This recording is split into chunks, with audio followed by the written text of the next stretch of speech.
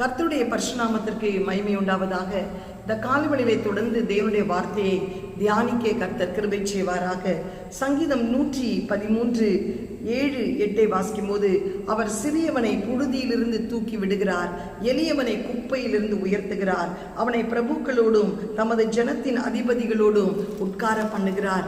ஆம், எனக்கு பிரியமானவர்களே, இந்த காலை வேளையிலே கூட நாம் மேவிபோசேத்தை குறித்து தியானித்தோம், தாவீதை குறித்து தியானித்தோம். இந்த நேரத்தில் கூட யோசேப்பை குறித்து நாம் பார்க்கும்போது கர்த்தர் ஸ்தோத்திரம். யோசேப்பு ஒரு வாலிப பருவத்தில் இருக்கும்போது, கிட்டத்தட்ட 13 வயதில் இருக்கும்போது யோசேப்புக்கு கர்த்தர் சொப்பனத்தை கொடுத்தார். கர்த்தர் ஸ்தோத்திரம். ஒரு கதிர் உயர்ந்திருக்கவும் மற்ற கதிர்கள் எல்லாம் தாழ இருக்கவும், சூரியன் சந்திரன் 11 நட்சத்திரங்களும் ஒரு நட்சத்திரத்துக்கு முன்பாக வணங்கி இருக்கும் போல் ஒரு தரிசனத்தை கண்டான்.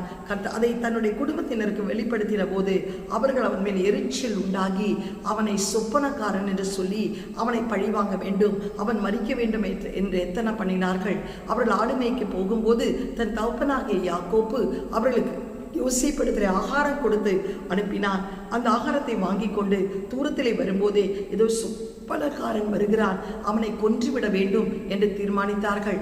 ஆனால் ஒருவன் சொன்னான், கொன்றுவிட வேண்டாம், என்னென்றாலும் அவன் நம்முடைய இரத்தம் சம்பந்தமானவன் என்று சொல்லி அவனை குடியிலே போடலாம் என்று ஒரு ஆழமான குடியிலே போட்டுவிட்டு அருகாமையிலே உட்கார்ந்து அவன் கொண்டு வந்த ஆகாரத்தை சிரித்து புசித்து கொண்டிருக்கிறார்கள். எவ்வளவு வேதனைக்குரிய ஒரு காரியமாக இருக்கும். அப்பொழுது இஸ்மவேலர் கடந்து போகும்போது அவர்களுக்கு வெள்ளிக்காசுக்கு விற்று விட்டார்கள். அவன் போர்த்திபான் அரண்மனையில் விற்கப்பட்ட போது அந்த இடத்திலும் அவன் கர்த்தரால் ஆசீர்வதிக்கப்பட்டவனாய் இருந்தபடினால் அந்த அரண்மனை ஆசீர்வதிக்கப்பட்டது.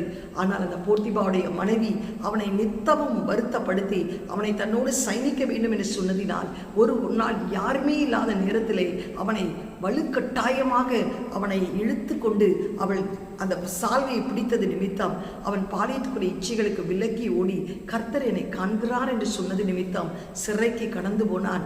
எவ்வளவு அவமானங்கள், நிந்தைகள், கஷ்டங்கள் இந்த வாலிப பருவத்திலே அவன் அடையக்கூடிய ஒரு சூழ்நிலை காணப்பட்டது. ஆனால் சம்பவித்தது என்ன? ஆண்டவர் எளியவனை குப்பையிலிருந்து எடுத்து, கர்த்தருக்கு ஸ்தோத்திரம், சிறியவனை புழுதியிலிருந்து தூக்கி எடுத்த தேவன் யோசேப்பு சிறைசாலையிலே இருந்தபோது அந்த பார்வோனுக்கு ஒரு சொப்பனத்தை கொடுத்து அதை யாராலும் விளக்க முடியாத ஒரு சூழ்நிலை காணப்பட்டு யோசேப்பு அதை விளக்கி சொன்னபோது சிறைசாலையிலிருந்து சிங்காசனத்திலே வந்து அமரும்படி அவன் தன்னுடைய ஆசனத்தை தவிர மற்ற எல்லாவற்றுக்கும் அவனுக்கு அதிகாரம் கொடுத்து ஊரே அவனை தண்டனிட்டு பணியும்படி கர்த்தர் ராஜாக்களோடும் பிரபுக்களோடும் அதிபதிகளோடும் அவனை உயர்ந்த ஸ்தானத்துக்களே கொண்டு வந்து நிறுத்தினார். எல்லாராலும் உதாசீனப்படுத்தப்பட்ட யோசேப்பு, குப்பையில் இருந்த ஒரு யோசேப்பு, சிறைசாலையில் இருந்த ஒரு யோசேப்பு, கர்த்தருக்கு ஸ்தோத்திரம், அவனை கொண்டு வந்து கர்த்தர் சிங்காசனத்திலே அமரும்படி செய்தார். இந்த காலை வேளையிலே கூட உன்னுடைய வாழ்க்கையில் உன் வீட்டாரே உனக்கு சத்துருக்களாய் இருக்கிறார்களா? உன்னுடைய வாழ்க்கையில வேதனைகளை நீ அனுபவித்துக் கொண்டிருக்கிறாயா? கர்த்தருக்கு ஸ்தோத்திரம். கலங்காதே. எல்லா குடும்பத்தை விட்டு பிரிந்து சிதறடிக்கப்பட்ட ஒரு சூழ்நிலையில் நீ காணப்படுகிறாயா? எல்லாரோடும் இருந்தும் ஒரு பிரிவினை உன் குடும்பத்திலே காணப்படுகிறதா? யோசேப்பை குப்பையிலிருந்து, சிறியவனை எளிமையில் அந்த புழுதியிலிருந்து எடுத்து சிறைசாலையிலே இருந்தவனை சிங்காசனத்திலே அமர செய்த தேவன் உன் வாழ்க்கையிலும் ராஜாக்களோடும் அதிபதிகளோடும் உட்கார கர்த்தர் கிருபை செய்வாராக.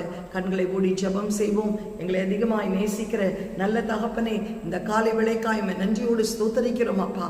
சிறியவனை குப்பையிலிருந்தும் எளியவனை ஆண்டவரை புழுதியிலிருந்து எடுத்து ராஜாக்களோடு அதிபதிகளோடு உட்கார செய்வேன் சொன்ன தேவன் யோசேப்பை கர்த்தாவை உயர்த்தி நீரே ஆண்டவரே ஏசப்பா, உயர்ந்த ஸ்தானத்திலே கொண்டு வந்து நிறுத்தி நீரே அப்பா.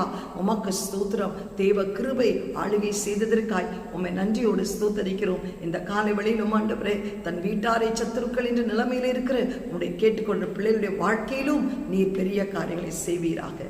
இயேசுவின் மூலம் நல்ல பிதாவே, ஆமென். Hallelujah. God bless you. Praise the Lord.